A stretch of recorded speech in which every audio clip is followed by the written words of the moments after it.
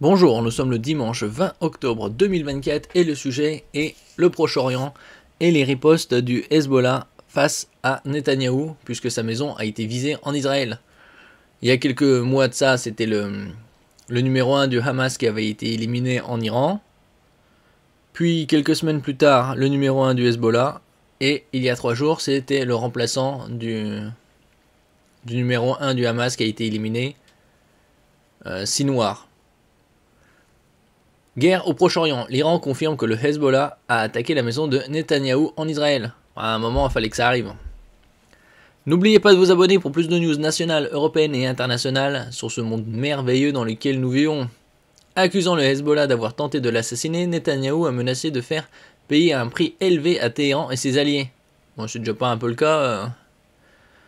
Le Liban est déjà pas mal bombardé. C'est déjà une ruine depuis pas mal d'années. La désescalade n'est pas à l'ordre du jour au Proche-Orient. 3 jours après la mort du chef du Hamas, Yahya Sinwar, Benyamin Netanyahou a accusé le Hezbollah d'avoir tenté de l'assassiner. Ah, le pauvre. Samedi, un drone a en effet été lancé vers la résidence privée du premier ministre israélien à Césarée. Mais ni Benyamin Netanyahou ni son épouse ne s'y trouvaient à indiquer son bureau, alors que l'armée a dénombré au moins 200 projectiles tirés du Liban voisin. À un moment, il faut bien qu'il y ait des ripostes, hein, parce que si c'est unilatéral... Bon, après, ces conflits durent depuis des décennies. Netanyahou fustige une grave erreur. Le Hezbollah, allié de l'Iran, qui a tenté de m'assassiner, moi et ma femme, a fait une grave erreur, a dit Benyamin Netanyahou dans un communiqué. Je dis aux Iraniens et à leurs partenaires de l'axe du mal, voilà, l'axe du mal, on est reparti en 1940 là.